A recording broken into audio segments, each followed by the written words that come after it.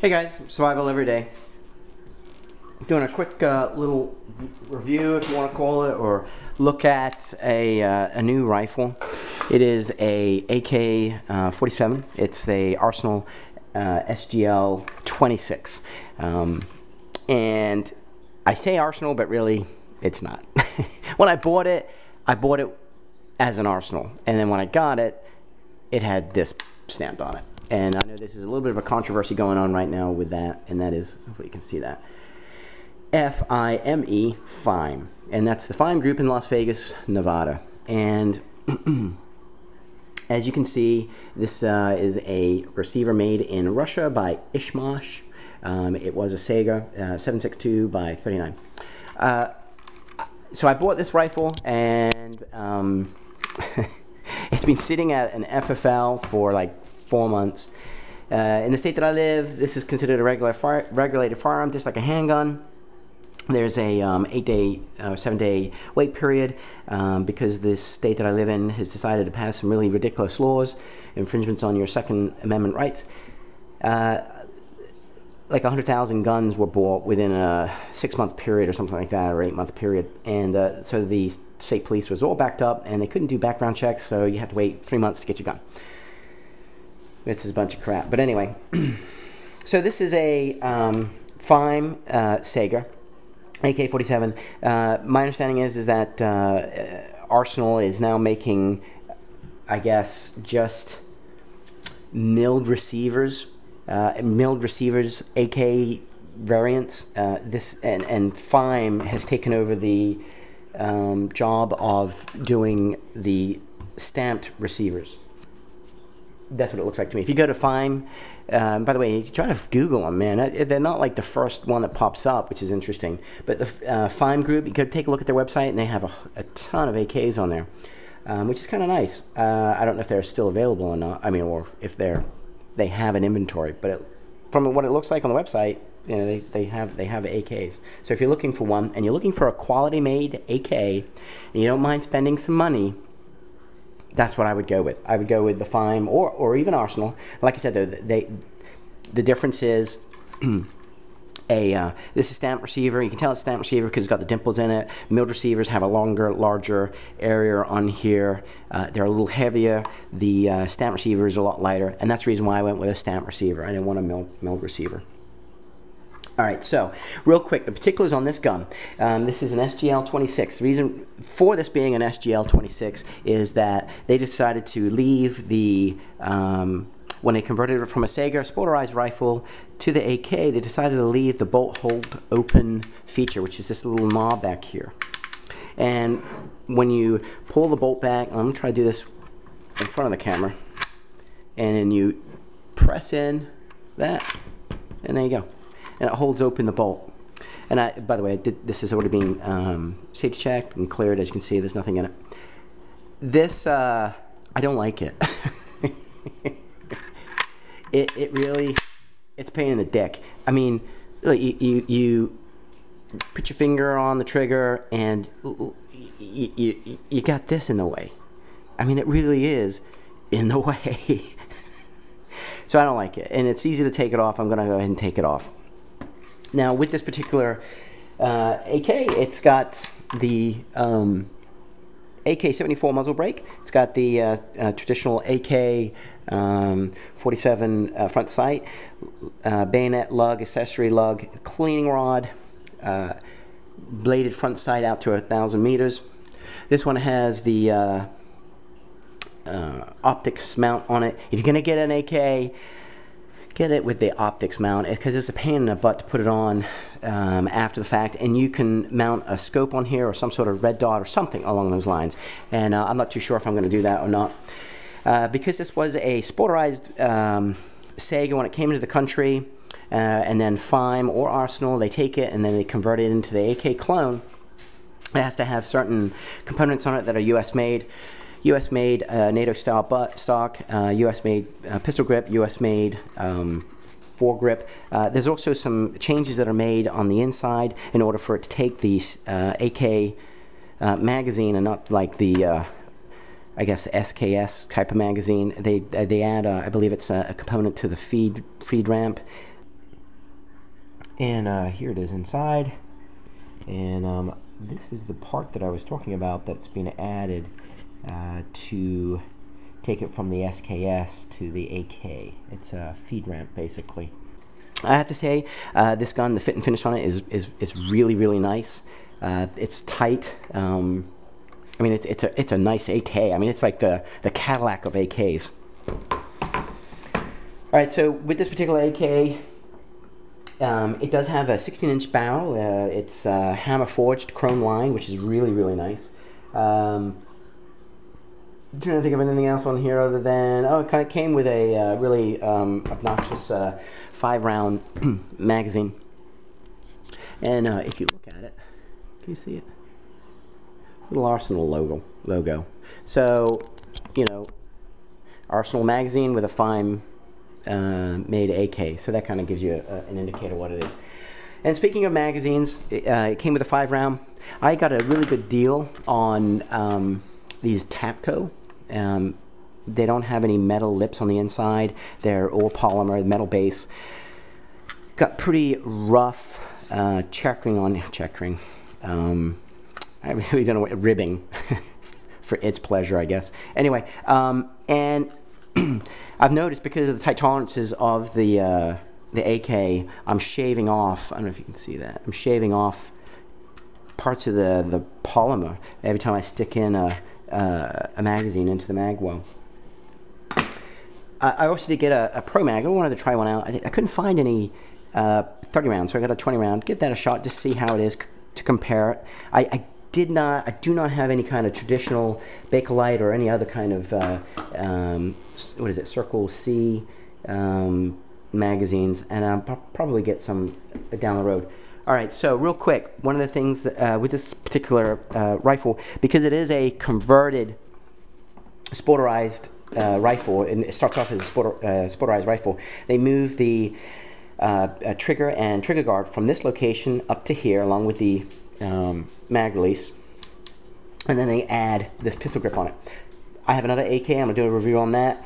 That one actually has a plate that's been added. Some add the plate, some don't. For some reason this one doesn't have it. Now you're dealing with a hole in here from where the trigger used to be. So I've come up with kind of a little bit of it's a dual purpose fix. Echo 9.3, there's a company that makes sling adapters, and it goes right above the pistol grip. And what it does is it gives it an extra little bit of protection, and also offers you a point to mount a sling. Now, one of the things I don't like about this is this sling point right here. I like to do a single point sling. I don't like this. It rattles around.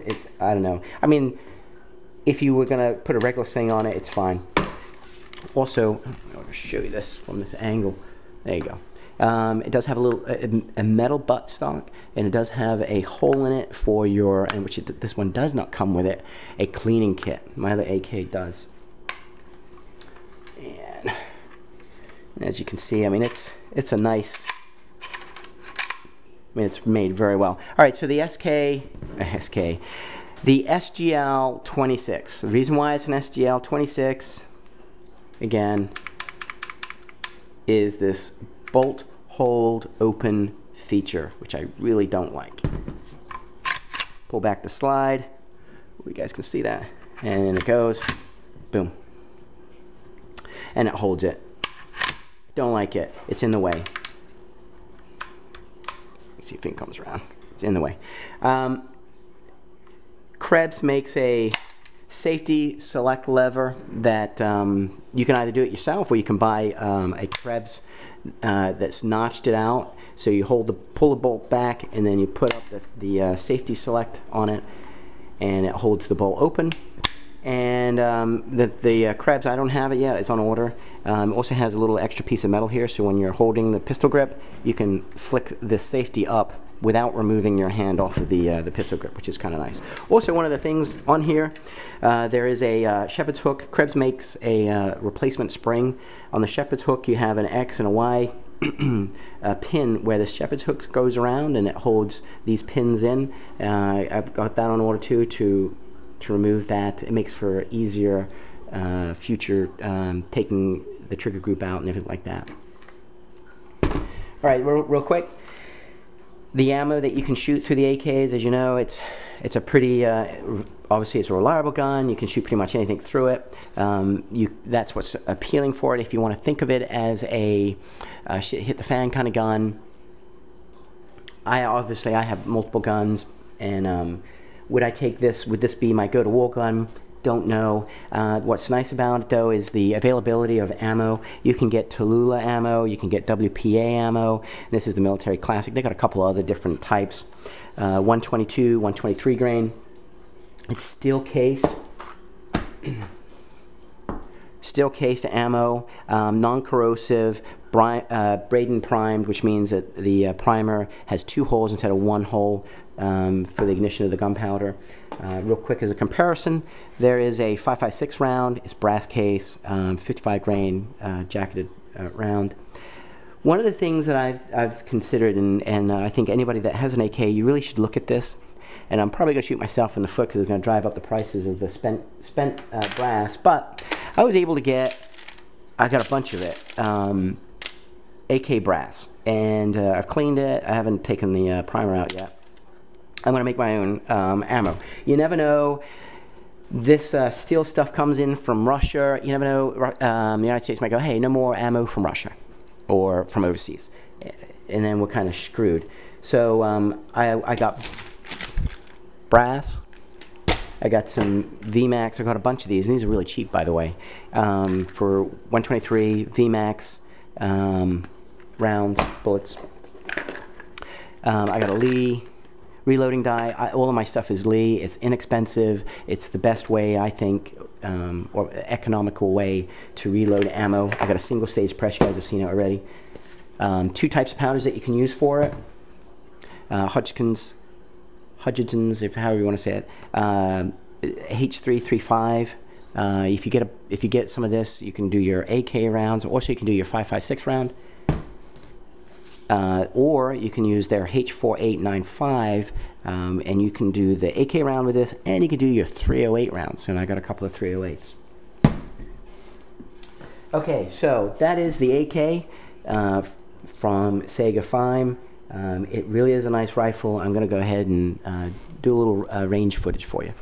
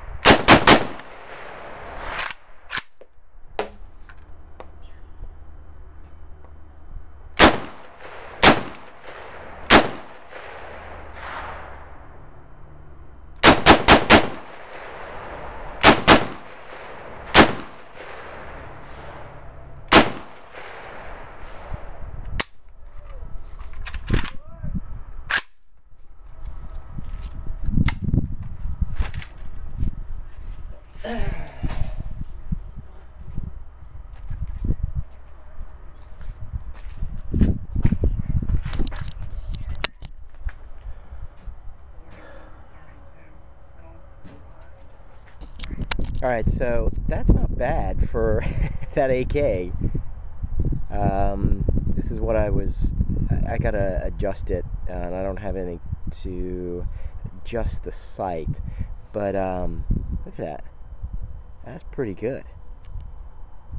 And I kind of went all over the place, just shooting without really aiming, just in the general area of this part of the target. Actually did pretty good. I mean, just for full on fire, or rapid fire I should say. Not bad.